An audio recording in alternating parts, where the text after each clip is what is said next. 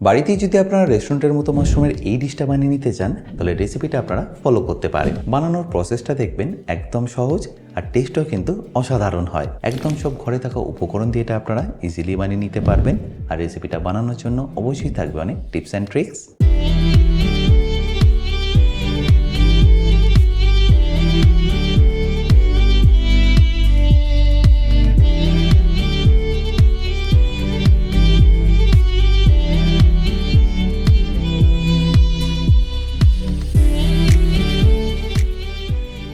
By the way, আমি chef Atanu, আপনারা দেখছেন অতনু রান্নাঘর।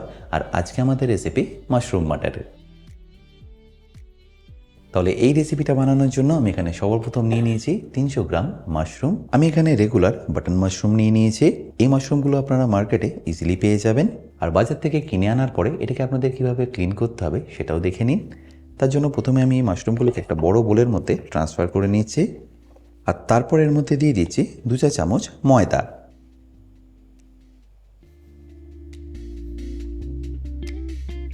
আর ময়দাটা দেওয়ার পর এটাকে ভালো করে আপনাদের এইভাবে একবার মিশিয়ে নিতে হবে। আর ভালো করে মেশানো হয়ে গেলে এটাকে আপনাদের এইভাবে রাব করে করে একবার পরিষ্কার করে নিতে হবে। দেখুন, ময়দা দেওয়ার কারণে দেখুন এটা খুব ইজিলি কিন্তু উঠে যাচ্ছে উপরের ডার্টগুলো। আশা করি নিশ্চয়ই দেখতে পাচ্ছেন। আপনারা চাইলে শুধু ঠান্ডা জলেও এটাকে কিন্তু পরিষ্কার করে নিতে পারেন, বাট এইভাবে করলে দেখবেন খুবই ইজিলি এটা আপনারা করে নিতে পারবেন। দেখুন, একদম পারফেক্টলি এটা পরিষ্কার হয়ে গেল। ব্যাস, এবার এটাকে আপনাদের ধুয়ে নিতে হবে। আর এই একই প্রসেসে আমি বাকিগুলো করে নিচ্ছি। আর সবকটা মাশরুম ভালো করে পরিষ্কার করা হয়ে গেলে আমি এর মধ্যে দিয়ে দিচ্ছি পরিমাণ মতো জল। ব্যাস, তারপর এটাকে ভালো করে একবার ধুয়ে নেব। এইভাবে মাশরুমটা ক্লিন করলে দেখবেন মাশরুমটা একদম প্রপারলি আপনাদের ক্লিন হয়ে যাবে, আর সময়ও কম লাগবে।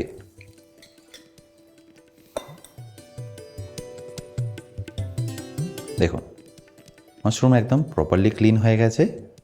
এবার আমি জলটাকে ফেলে দেবো। প্রথমেই দেখুন, এর গ্রেভিটা বানানোর জন্য আপনাদের কী কী করে নিতে হবে। তার জন্য আমি এখানে নিয়ে নিয়েছি একটা কড়াই, যার গ্যাসটা আমি অন করে নিচ্ছি।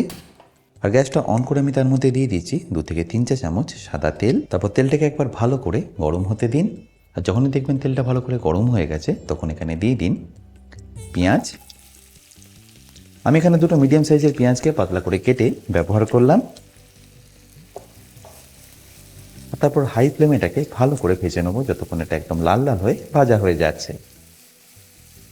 আশা করি নিশ্চয়ই দেখতে পাচ্ছেন পেঁয়াজের মধ্যে কিন্তু আস্তে আস্তে এইভাবে কালারটা আসা শুরু করছে। যারা মাশরুম খেতে পছন্দ করেন তাদের দেখবেন এই ডিশটা কিন্তু দারুণ সুন্দর লাগবে খেতে। আর বানানোর প্রসেসটাও দেখবেন কতটা সহজ। দেখুন, আস্তে আস্তে কিন্তু পেঁয়াজের মধ্যে কালারটা আসা শুরু করেছে। ব্যাস, এই স্টেজে এখানে আপনাদের দিয়ে দিতে হবে কাজু। আমি এখানে 10-12টা কাজু দিয়ে দিলাম, যেটাকে আপনাদের পেঁয়াজের সাথে ভালো করে একদম লাল লাল করেই ভেজে নিতে হবে। আচ্ছা, আপনাদের কিন্তু মনে রাখতে হবে পেঁয়াজটা কিন্তু আপনাদের এরকম লাল লাল করেই ভেজে নিতে হবে, তাহলেই দেখবেন গ্রেভির টেস্টটা দারুণ সুন্দর আসবে। আর যখনই দেখবেন এরকম ব্রাউন হয়ে গেছে, তখন এখানে দিয়ে দিন আদা রসুন বাটা। আমি এখানে 1.5 চা চামচ আদা রসুন বাটা ব্যবহার করলাম। এটাকে আমি ভালো করে একবার মিশিয়ে নেব। আপনারা যদি আদা রসুন না বেটে ডাইরেক্টলি রাফলি কেটে ব্যবহার করতে চান, তাহলে সেটাও করতে পারেন, কারণ আলটিমেটলি এটা কিন্তু পেস্টই হবে। বাট আমি আদা রসুন এই কারণেই বেটে দিলাম যাতে এটা কুক হতে কম সময় লাগে। আদা রসুনের কাঁচা গন্ধ চলে গেলে আমি এখানে দিয়ে দেবো 1 চা চামচ হলুদ গুঁড়ো, আর তারই সাথে 1 চা চামচ কাশ্মীরি লঙ্কার গুঁড়ো। আর মশলাটা দেওয়ার পরে ফ্লেমটাকে লো করে এটাকে ভালো করে একবার মিশিয়ে নিন। আর মেশানো হয়ে গেলে দিয়ে দিন টমেটো।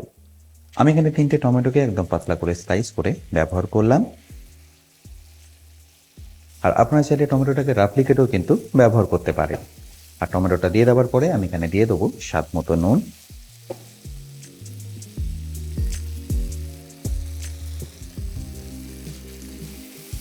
আর তারপর এটাকে ততক্ষণ কুক করবো যতক্ষণ না টমেটোটার কাঁচা গন্ধটা একদম চলে যাচ্ছে।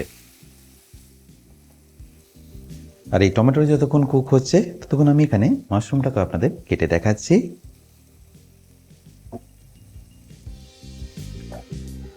প্রথমে মাশরুমের এই যে নিচের অংশটা, সেটাকে আপনাদের একটু বাদ দিয়ে দিতে হবে।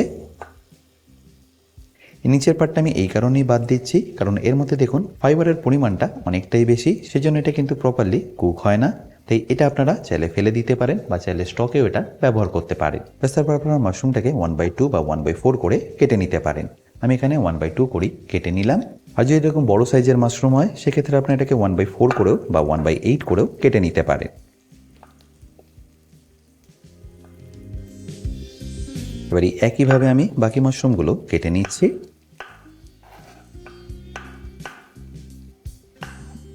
আর হ্যাঁ, মাশরুমটা কাটতে কাটতে কিন্তু আপনারা এই গ্রেভির কথা ভুলে যাবেন না, এটাকে কিন্তু মাঝে মাঝে একবার মিশিয়ে নেবেন।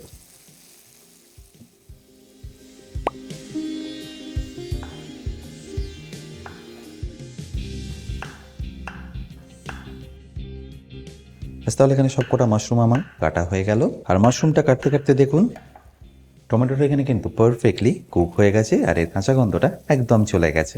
আশা করি নিশ্চয়ই দেখতে পাচ্ছেন। আচ্ছা, এবার এটাকে আমি গ্যাসটাকে বন্ধ করে তুলে নিচ্ছি। তারপর একটা বোলের মধ্যে রেখে একটু ঠান্ডা করে পেস্ট করে নিচ্ছি। আর পেস্ট করার সময় অবশ্যই কিন্তু আপনারা অল্প এর মধ্যে জল ব্যবহার করবেন।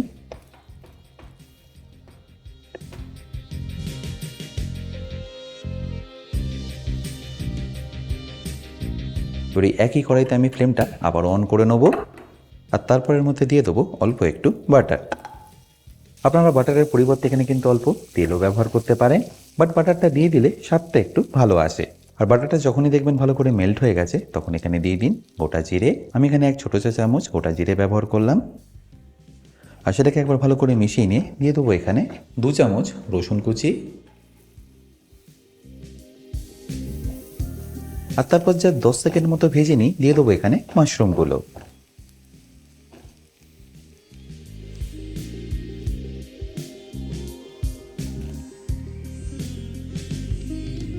মাশরুম যদি আপনারা আলাদা করে বয়েল করে কুক করেন সেক্ষেত্রে কিন্তু টেস্টটা অতটা ভালো আসে না। আর যদি ডাইরেক্টলি কুক করেন তখন দেখবেন এর স্বাদটা কিন্তু দারুণ সুন্দর আসবে।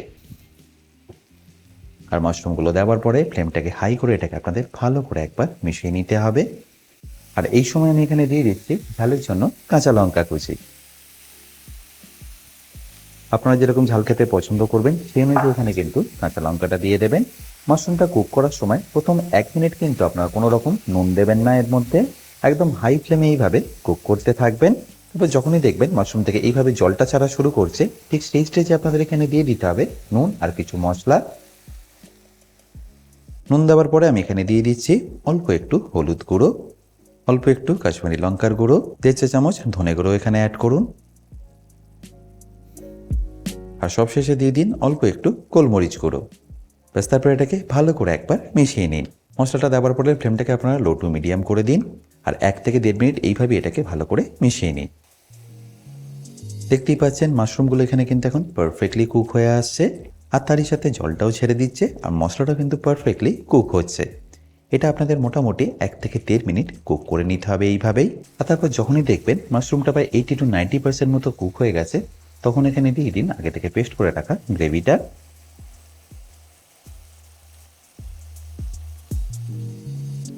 বাস তারপর এটাকে ভালো করে একবার মিশিয়ে নিন।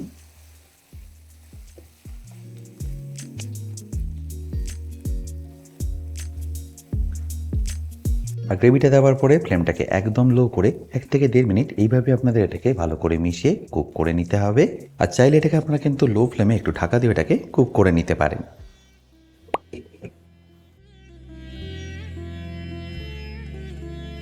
কিছুক্ষণ রাখার পরে আমি ঢাকনাটা আপনাদের সরিয়ে দেখাচ্ছি। দেখুন মাশরুম থেকে কিন্তু অলরেডি জলটা ছাড়া শুরু করে দিয়েছে। এই স্টেজে আপনাদের এখানে দিয়ে দিতে হবে অল্প একটু অ্যাডিশনাল জল, যাতে গ্রেভিটাকে একটু সেমি গ্রেভি করা যায়।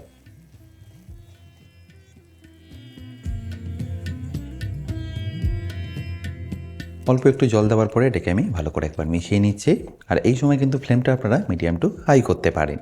আর জলটা দিয়ে একবার ভালো করে ফোটানোর সময় আপনারা এখানে অ্যাড করে দিন গ্রিন পিস।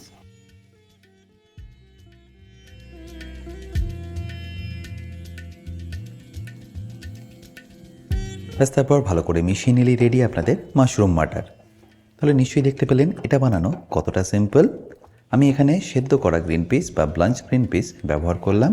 আপনারা যদি কাঁচা ব্যবহার করতে চান সেক্ষেত্রে কিন্তু এটাকে আগেই আপনারা ব্যবহার করতে পারেন। ব্যাস এবার ফাইনালি এটাকে ফিনিশ করুন অল্প একটু ধনেপাতা, তারই সাথে গরম মশলা, কাসুরি মেথি। আর যদি আপনাদের কাছে একটু ফ্রেশ ক্রিম থেকে থাকে তাহলে সেটাও দিয়ে দিতে পারেন 1 চা চামচ। আর যদি ফ্রেশ ক্রিম না থাকে সেক্ষেত্রে একটু দুধের সরও আপনারা ব্লেন্ড করে বা পেস্ট করে দিয়ে দিতে পারেন। আশা করি সম্পূর্ণ রেসিপিটা আপনাদের নিশ্চয়ই ভালো লেগেছে। আর যদি ভালো লেগে থাকে অতি অবশ্যই কিন্তু আমাকে কমেন্টে জানাতে ভুলবেন না। আর এটা আপনারা চাইলে যে কোনো পোলাও, রুটি, নান বা পরোটার সাথে সার্ভ করে নিতে পারেন।